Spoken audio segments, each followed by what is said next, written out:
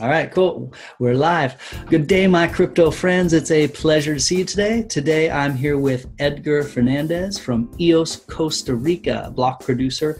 We're going to talk about EOS, what's new, what's going on, what EOS Costa Rica is offering as a block producer, and let's get into it. So, yeah, go ahead and introduce yourself, Edgar, and we'll go from there.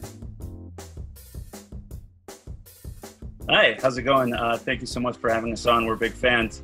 As you mentioned, I'm a co-founder of EOS Costa Rica, based down here in San Jose, Costa Rica. As you can see from my background, that's where I am currently. A little bit just quickly about myself and my background. I was born and raised in Costa Rica, but educated in the United States. I went to school in Virginia, UVA, and then from there moved into a career in finance for about 10 years and on Wall Street for Wall Street banks, Barclays and Bank of America, doing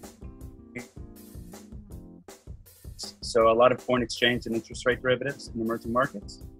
But while I was pursuing my career, our business down in Costa Rica was growing and getting more and more involved in providing infrastructure for blockchains and blockchain networks.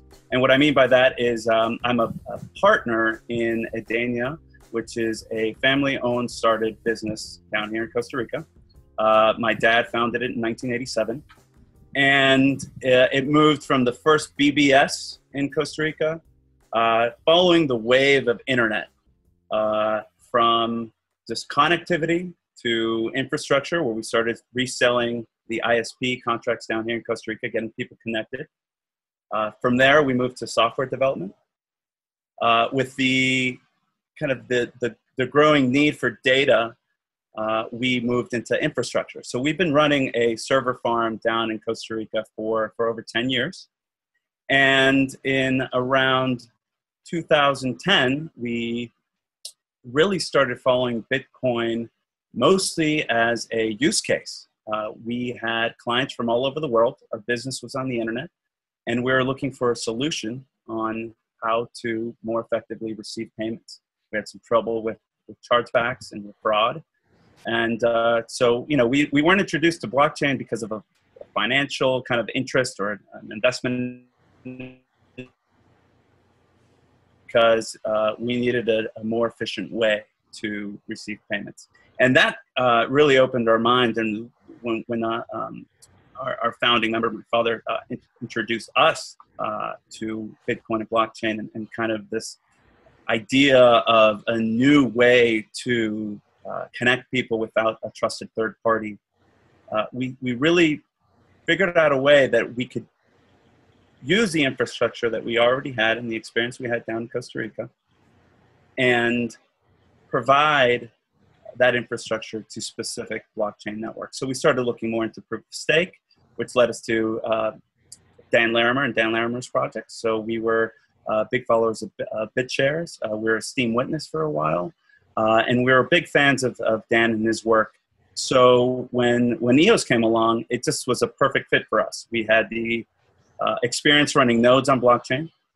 We had the experience and the infrastructure, 24/7 infrastructure, bare metal in a very diverse part of the world. And three, we had been following Dan Larimer for a long, long time and knew he was a doer. He was a doer in the space with a lot of hype and a lot of effervescence, I would say. So we felt this was the way to go, and that's when we founded EOS Costa Rica. That was in May. We did it in consensus in New York when we came up and officially announced. So that's a little bit about me, about our story down in Costa Rica. We have a long, long story of connecting people down here and using technology in a way to better lives and to keep us going, keep us curious, keep us learning. So EOS has really just fallen into a good place for us here in Costa Rica, and we continue at it. Yeah, it sounds like a fantastic fit. And it's interesting you were a Steemit witness as well for a little while. I think that Chitty down at the BP in Argentina is a Steem witness currently. I'm a Steemit witness as well. So there's a real logical transition between the Steem witness and then running an EOS node.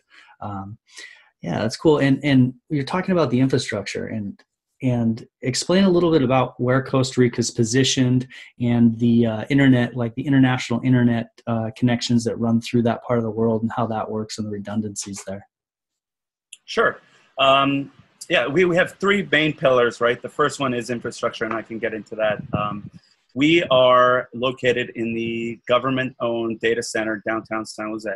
So basically, we're the backbone of the internet connections meet in the middle of San Jose. Costa Rica is unique in the way that we have three submarine fiber optic cables that connect us from the two oceans. So we have the Caribbean Sea, or the Atlantic, right? Where we have two connections coming in, and then we have one through the Pacific. So that allows us to really have a connection to China and Asia by way of the Pacific and that fiber optic cable. And then two that kind of leads one into Miami, into kind of the North America, and the other one into Western Europe. So that's been an important kind of unique location-based characteristic that we have here. And that has really allowed us to kind of transcend those two oceans. But really, we have these two huge continents, right, to the north of us and to the south of us. So location-wise, we're just a small little isthmus, or a small little piece of land between these two large continents. And we think we can just be sort of that migration path that we'll see, what we see with data, right? Just sort of this river of data coming in and out.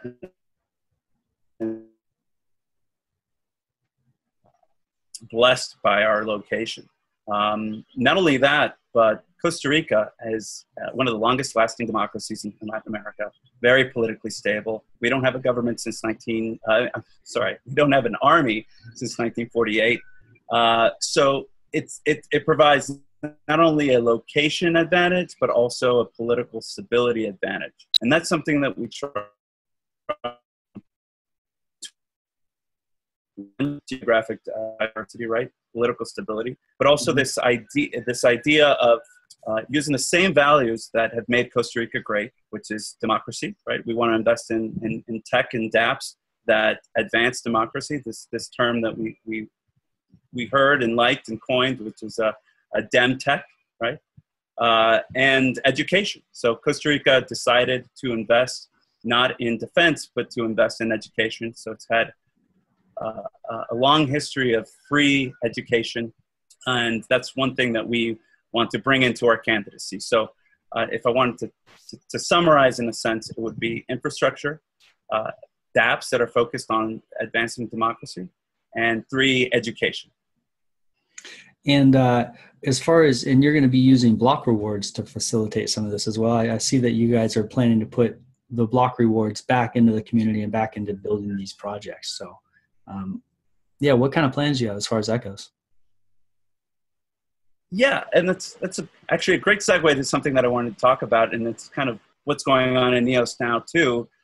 You know, I come from a finance background, so when I look at a list of BPs and when I look at that, I kind of see a free market, and your dollar is your vote, or your EOS is your vote, and there's a lot of deals out there, and we think EOS Costa Rica is a deal. We think we are completely undervalued because we don't need those block rewards to do what we're doing right now. I mean, right now we're not in a paid position, but if you think about what would a BP do when they got block rewards, right? So maybe one would be, all right, well, let's incorporate, right? Let's play a lawyer to incorporate a business or an entity.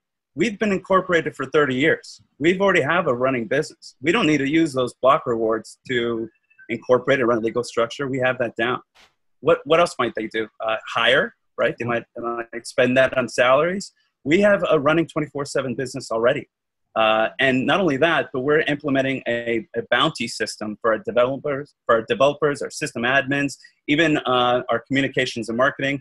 It's all a independent contractors type style. So what we want to do is create this sort of army of EOS mercenaries, right, of devs or of people that are sysads or network securities, and really just become like this small little bounty system where we don't need to really hire anybody.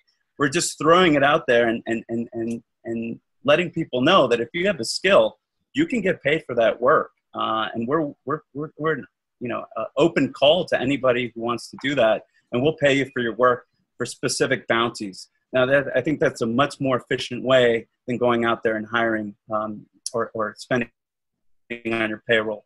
What else might BP do with block rewards if they were in the paid position? Invest in infrastructure, right? Well, we've had racks in our own data center for over 10 years.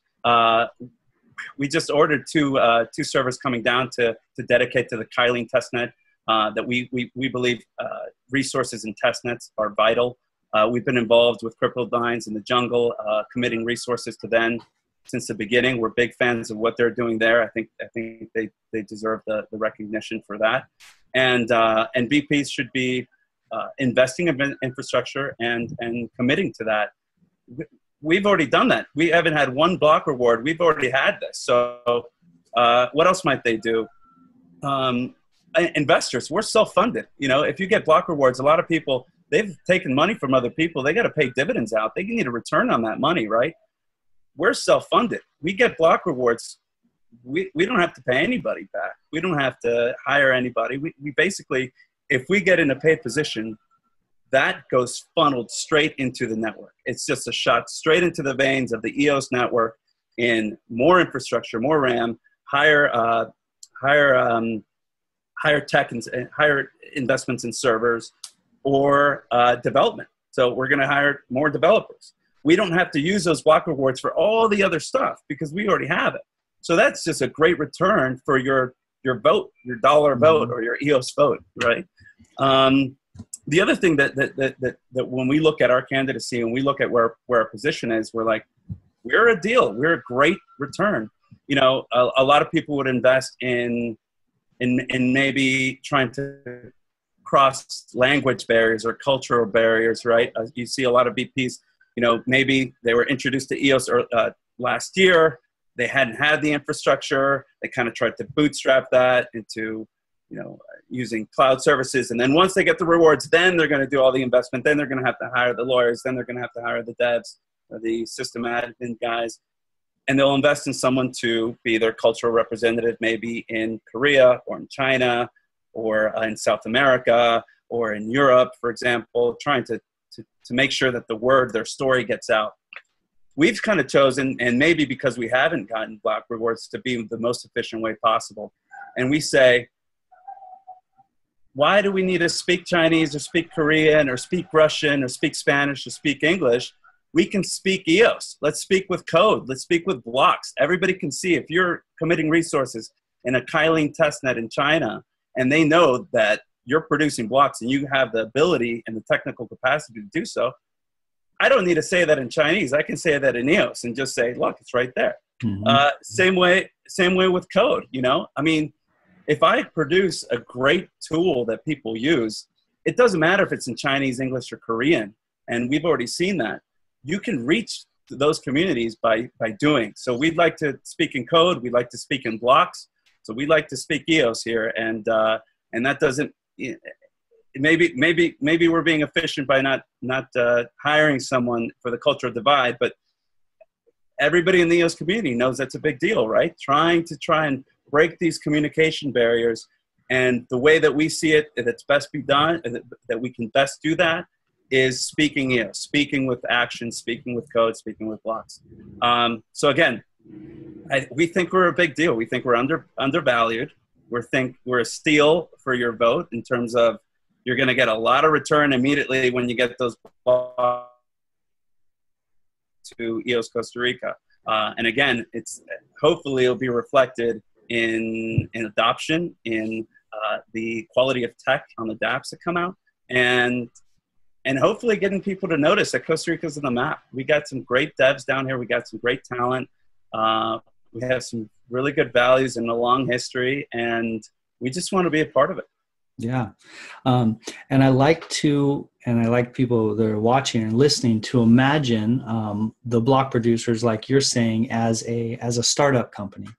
And what your vote is doing is it's essentially investing in that startup company, because as a startup company, whatever you produce is going to go back into the EOS company, or it's going to go back into the EOS ecosystem. We are going to reap the benefits of what we invest in. And so when you look at it like that, and in the way that you're talking about it, that you guys are a steal or you're undervalued, that's kind of a really important concept for people to grasp, is that we're investing. Our vote is an investment in this company that's hopefully going to do something good for the EOS ecosystem. So when you look at companies that have, say, 10, 15 employees, and they're all pulling 120 grand a year salaries, and you know that your vote is going to go to that, and it's going to pay these employees that are going to keep this nice infrastructure working, that's securing the EOS blockchain, which is one of the number one goals, clearly. But that's not necessarily building the EOS ecosystem. So I like the idea of looking at a value of votes and where you guys are sitting there, and the fact that, okay, if we have votes and EOS Costa Rica starts pulling in rewards, since you guys are essentially bootstrapping and you've already had this company set up in the past, sounds like you guys were kind of built for this. Yeah, it's going to efficiently transfer those block rewards into the ecosystem so that we get more bang for our buck, basically. So that's killer. I like imagining these as bootstrapped startups and how they're using the money effectively. So right, yeah, that's cool. And we kind of came to this realization because from the beginning we were built for a marathon. We were built for the long haul. Mm-hmm. We didn't need the rewards for the beginning, right? We didn't need the rewards to put that infrastructure and to produce blocks or show that we could. Clearly, we do want them because we feel like we could do so much more with it. We have a structure that's very lean and has already had years of investment that has now been completely pivoted and focused towards EOS. So it's not like we're a couple guys that decided to spin up a node and become a block producer, and once they got rewards saying, okay, now we're building a business. Mm-hmm. We've already had a business. We're just throwing it all at EOS right now, and we'll continue to do so. And we had a talk with our block producer internally and all our partners a couple days ago. And after the craziness of the launch and everything's been happening, and then we went to the EOS conference. I was lucky enough to go to Korea and meet a lot of the other VPs cool. and some of the dApp developers. So it's just been run. And then finally I managed to come back to Costa Rica and kind of regroup. And we're taking a little bit of a pit stop right now. We're kind of like, it's kind of Formula One. It's a lot of strategy, right? I mean, maybe we're kind of toning down to make sure that we're focusing in the right direction, but it's tough sometimes when you see other people go up in the rankings and go up in votes because of things they're doing and things they're producing, and you're still trying to make sure that when it's launched, it's doing it the right way. You're still in the pit stop, right? You're still changing the tires to make sure that on that 50th lap, you still have that tread left over when everybody else is now taking their pit stop. Mm-hmm. So that's where we feel right now, where we're kind of like very, very focused. We've taken a little bit of a pit stop. We've said, all right, with the investment that we've already made and the one that's coming, we've already bought some more hardware. Where are we going to focus? I already mentioned one of them. We want to get more involved in the Kylene testnet. We want to get a group of I call them mercenaries or EOS developers, right, on a bounty system down here where they know that there's work to be done on EOS and you'll be compensated for that. And 3, education. And I think everything we do when we start talking about how are we going to get adoption, how are we going to get EOS to be its full potential, we always end up in the same place. And that's we need to teach the teachers, right? We need to by doing right. Like, you set up a node in the testnet. We're system admin guys to do it with us, and learn by doing, and then hopefully they will teach others what they learned by doing with us. So those are our focuses right now. I think we're more motivated than ever. I mean,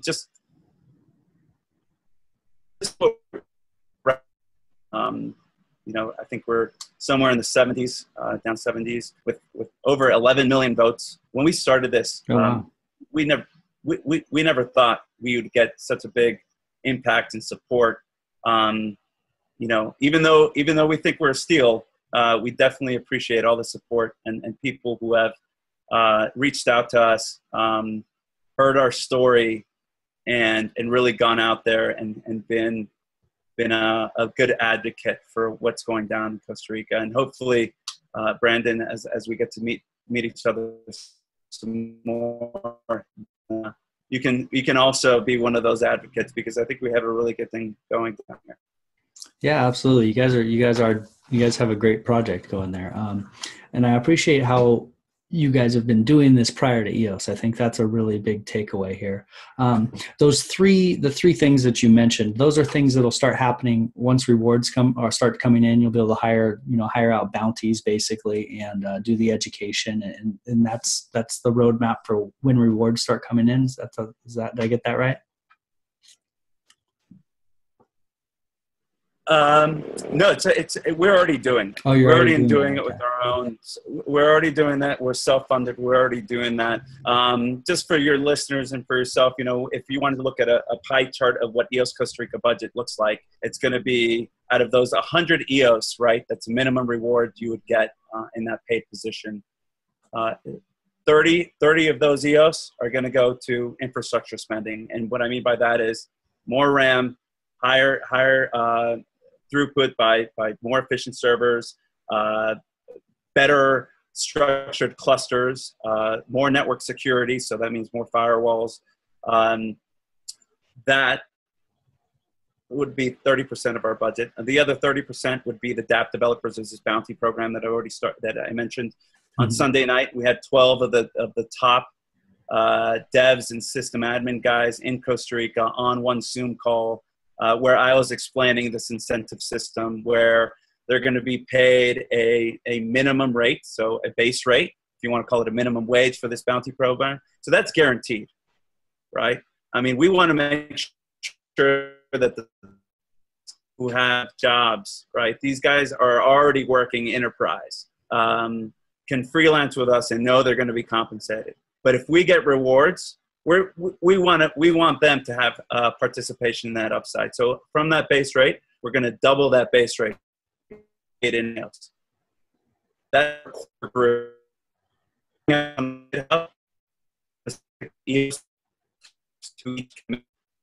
you go to our GitHub and you see that there's an issue that ended, there's an EOS amount next to it, you commit that and the pull request is accepted, you will be paid that bounty. So that's the other 30% of our budget. The last 30% is the one I'm talking about, education.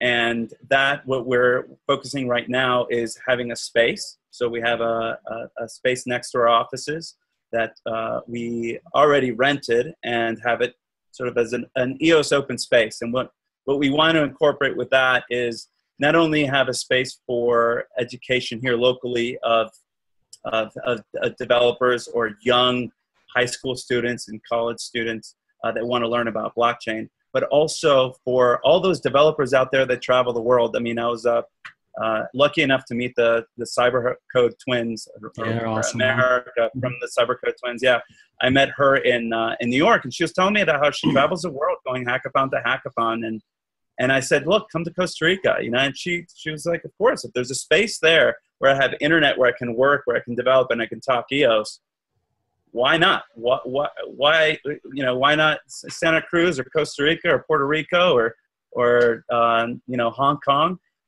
So that's what we want to create. We want to create this EOS open space, and we want to invest in that.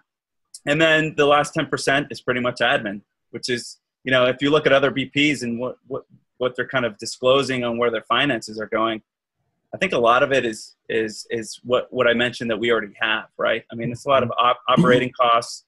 Incorporating costs. You have to get a lawyer to make sure that your legal structure is correct. And I'm not saying that's not important. It's extremely important. I'm just saying we've already done that. So just 10 of those 100 EOS are going to go to the admin work, probably.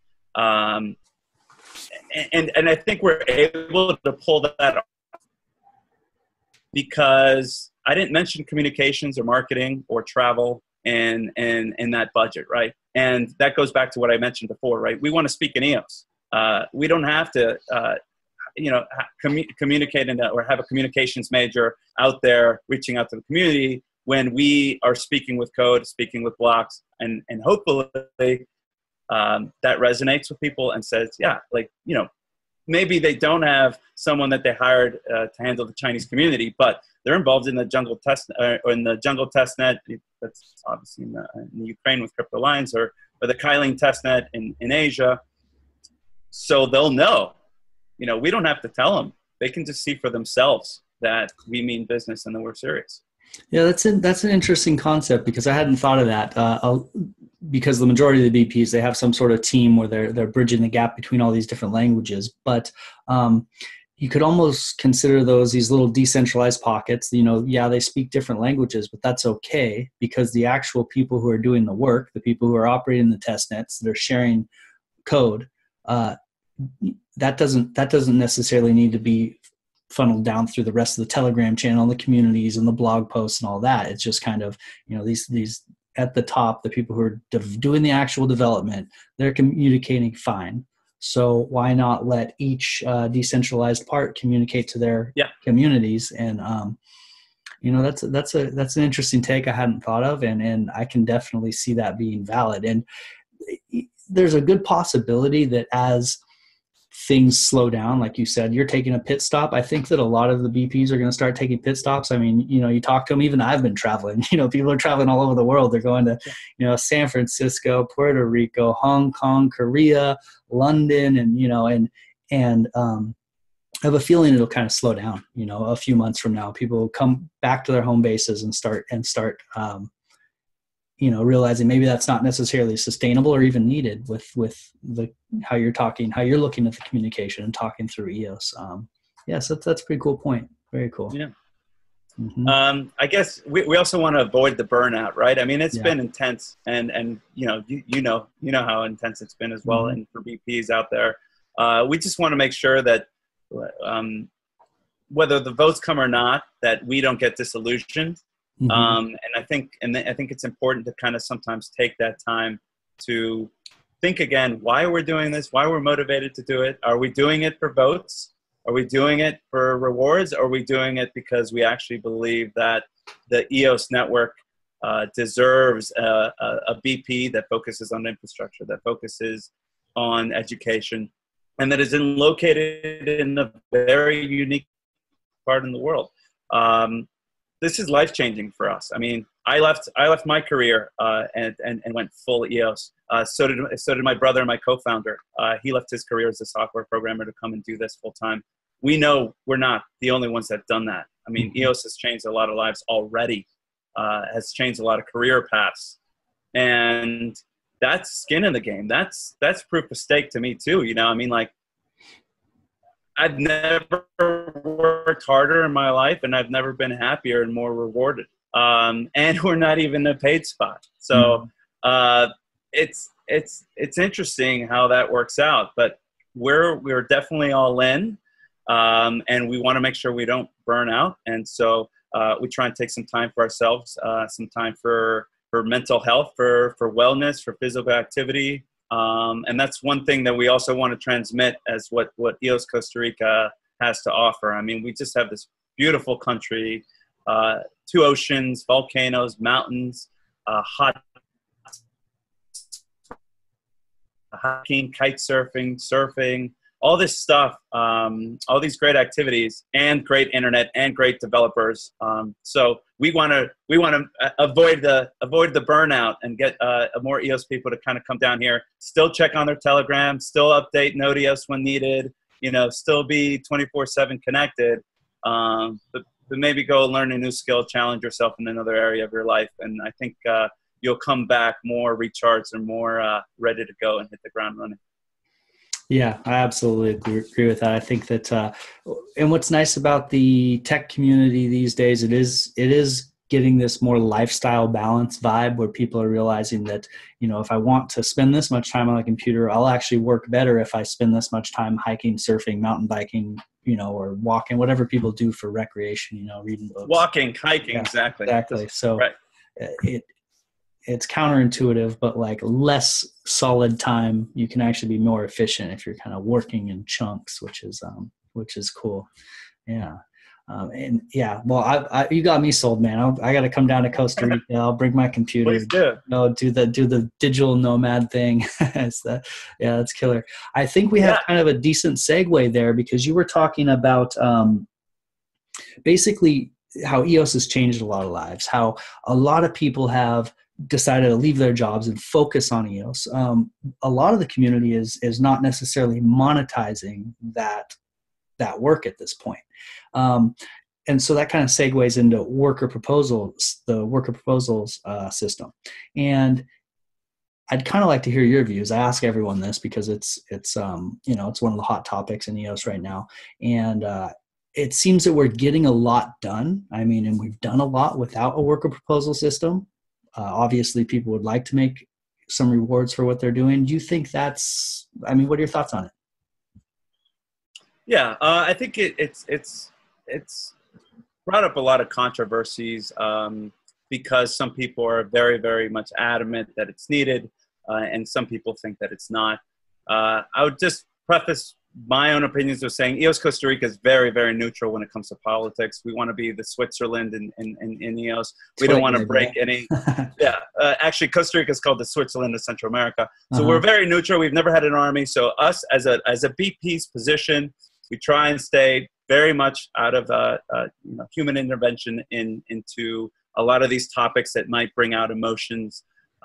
However, in my personal opinion, as Edgar Fernandez, I'm amazed at what we're doing with the 1%, and in a bear market, right at the level where EOS tokens are trading right now,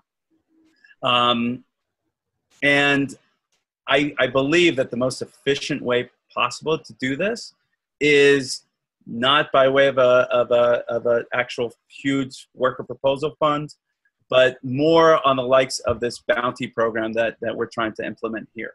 So if you make the tasks small and the rewards meaningful, but not something out of the ordinary and budget, we can create this sort of core, this army of EOS contributors, where they can be handsomely paid or at least compensated for their work in a very efficient manner, without having to have this huge overhead or anything like that. So hopefully we create something called like an EOS bounty or EOS mercenaries, where people that need to get stuff done can just break it down, as like a project manager does, into small wins, right? You can keep motivated with very, very small amounts, and hopefully that becomes a more efficient way, and we can kind of scale that into something bigger. And that the same block producers or the same DApp companies that are well-funded and have some VC money as well, or some of the great funds that are already popping up that are dedicated to EOS, or even, kind of Block One's EOS VC kind of being a fund of funds and channeling a lot of this, private sector investment through these sort of small bounty programs. I think we really have something there, and something that could be much, much more efficient. Again, if the community decides that a worker proposal fund is needed, we'll do our best to contribute to that and grab some commits in terms of things that we can add to it, and put some proposals out there ourselves. Like I mentioned before, we've actually had experience with Dash as well, running Dash Masternodes. They have a treasury fund, right? So 10% of the block rewards go to this specific fund. And our experience there tends to point us into a direction where there's a lot of waste. And the Dash community is a great community as well. I don't want to get into that, but just the sometimes there are proposals that are put in place where in bull markets, they just kind of get approved because everybody's just riding high. And in bear markets, a lot of really good stuff can't get done because it's just the funding's not there anymore. Or things are just, you start bringing emotions into investment with market cycles. And unfortunately, it doesn't become as impactful, or that EOS impact doesn't really go straight into the system. So again, that's that's a little bit of my perspective on WPS. I think there's a lot of smart people dedicating a lot of time to getting it right. I think on the positive aspect, we're not rushing into anything. We're really taking this seriously of how to structure it in the most efficient way possible. I just know that there's a lot of guttural feelings that come out with the worker proposal fund sometimes on one side or the other. I think it's definitely important to have leadership and a forum to discuss different views, but there's different ways to achieve those goals, and we should evaluate all of them before we decide. Yeah, I've just been, everyone I talked to about EOS, I'm like, tell me about the worker proposal, because there's so much there on both ends. It's such like a, and like you said, it can be polarizing at points. It doesn't have to be. I mean, it's just, everyone is on the same page trying to make the best kind of angle for EOS. So, I think my favorite point that you made was regarding the smaller bounties, because that's definitely a way to eliminate some of the fear of these giant kind of slush funds that people are taking advantage of, $10 million proposals or something, whatever people are picturing. I think that kind of these smaller bounty programs is an interesting way to look at it. That's a cool takeaway for me. All right, cool. So what else, as far as breaking news in EOS or things that are happening, what are you excited about? What's happened recently that, what's the current events for you with EOS? What are you most excited about? Well, there's been a lot, obviously there's a lot of anticipation for the London hackathon, knowing that Brendan and Dan are going to be there. EOS Costa Rica will be there. I'll be going to London to meet with a lot of the other BPs and DApp developers that are there. Hopefully we get some good announcements. And I think EOS it's going to be a good time to make a positive impact or a nice headline that kind of ripples through the cryptocurrency world. So I'm excited for that. I'm excited for the possible announcement of a kind of a lock one wallet, if you want to call it, and also a decentralized exchange, and a lot of this.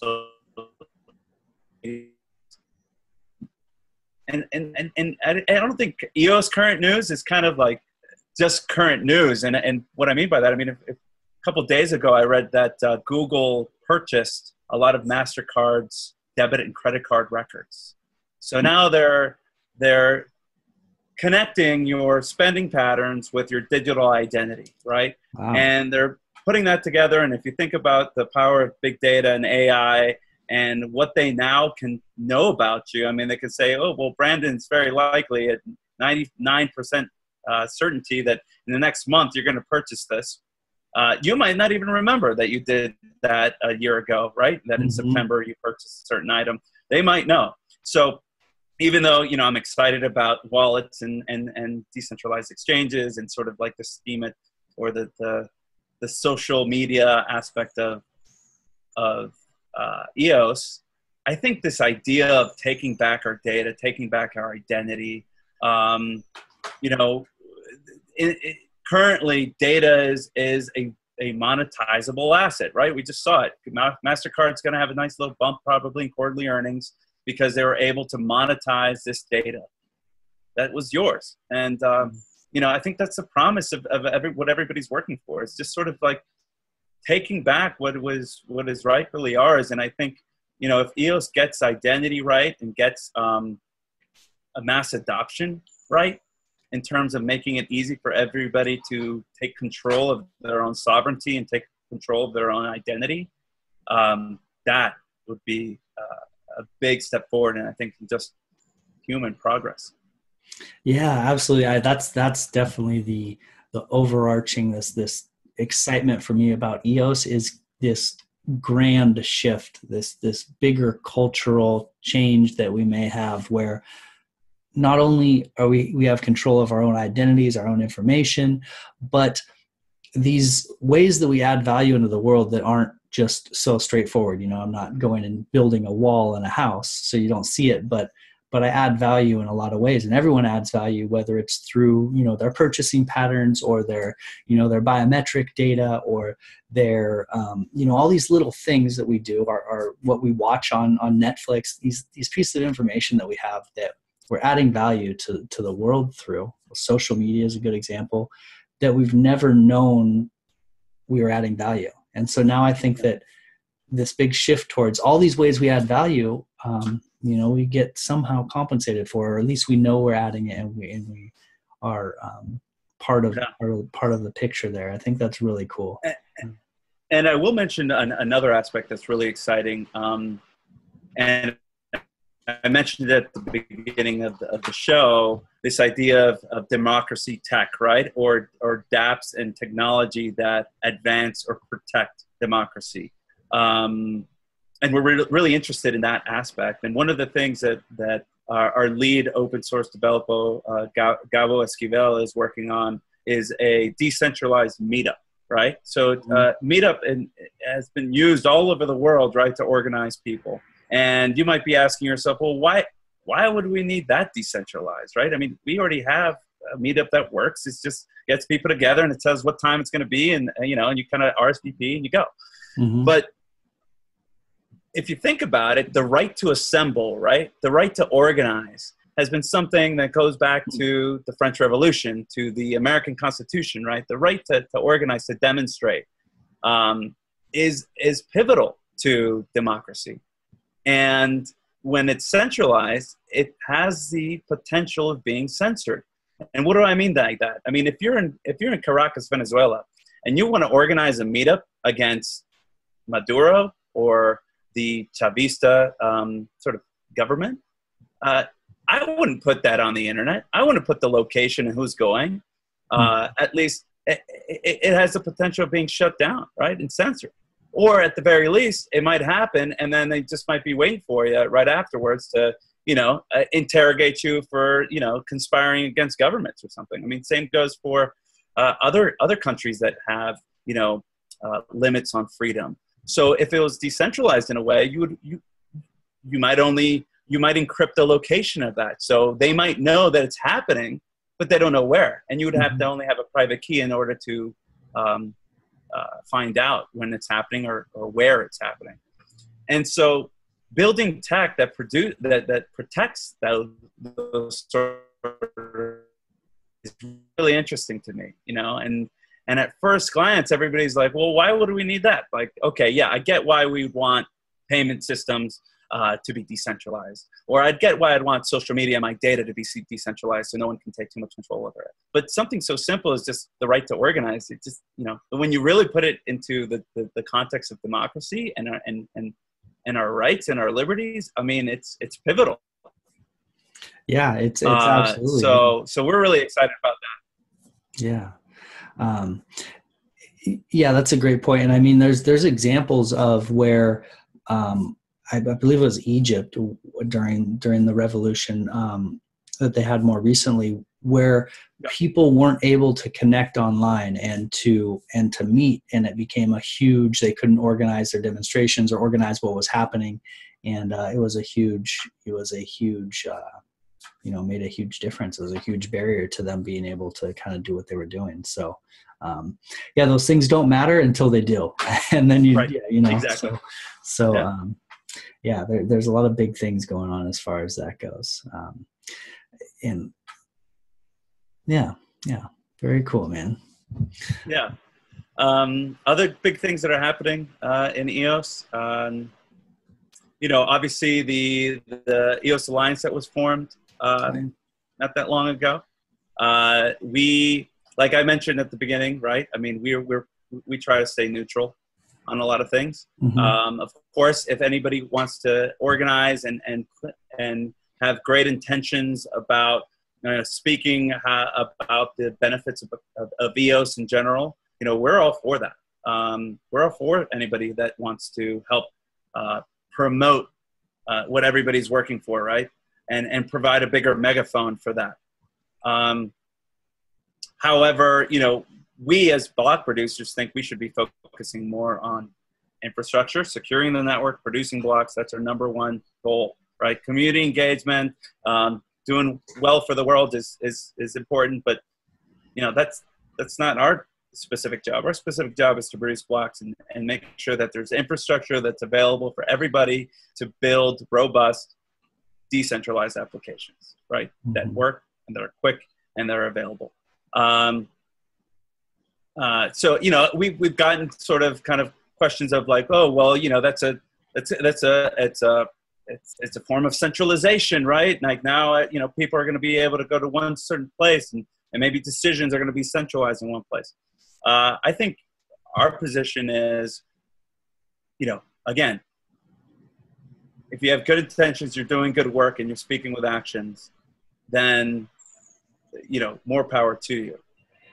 So should we be afraid of centralization?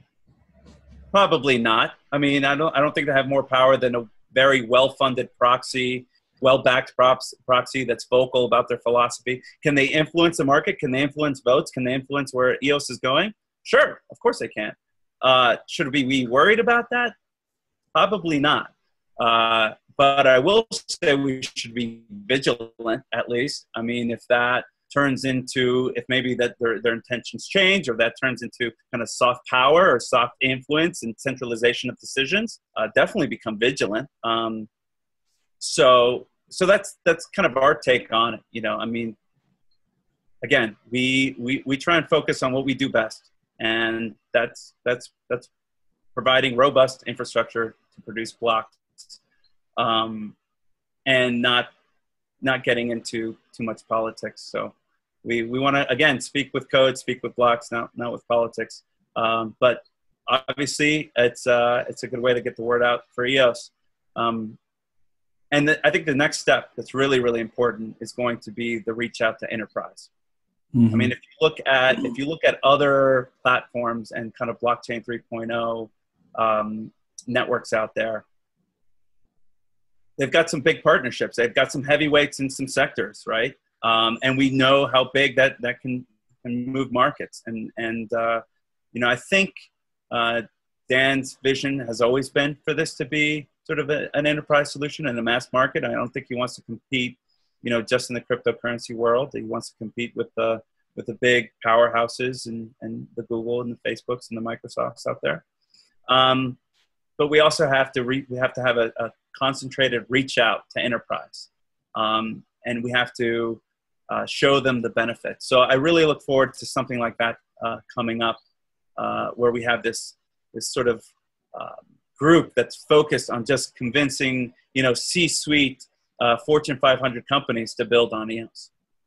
Yeah, that would be huge. That would be huge. Yeah. And I think I tend to agree with you with the vigilance as far as the EOS Alliance goes. I mean, the approach they've taken, I like, is basically a forum for people to speak their thoughts and to get their messages out in a way, because in some ways people don't want centralization, but you do want some sort of leadership. You do want some sort of focus of people's power, because with pure decentralization, if everyone's just kind of flowing off in 300 different ways, there's not necessarily, the resources aren't used so well. So some sort of collaboration with a common goal, I think, doesn't necessarily mean the same thing as some sort of centralized power that's trying to control things and with bad intentions. I think those are very different things. So vigilance is key, and what the EOS Alliance has done so far, they're trying to push us forward quicker, and that's what everyone wants, is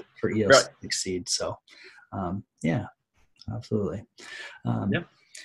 Well, we've talked about all kinds of stuff here. We're coming down to the last few minutes. Kind of any closing thoughts that you have, and then where people can find you, any calls to action, whatever you'd like to tell people to wind us up here.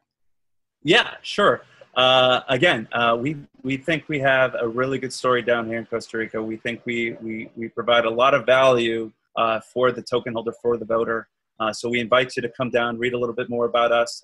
Please reach out to me directly or anybody on our team. Our Telegram is EOCR.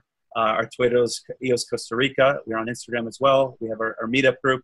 And most importantly, please check out our GitHub. You know, if we want to speak with code, we want people to come in there and see what we're actually working on, the repositories, you know, try and push some commits on there as well. Hopefully we'll have a bounty program that's available for everybody to pick up a couple EOS here and there, helping out EOS Costa Rica build some cool stuff.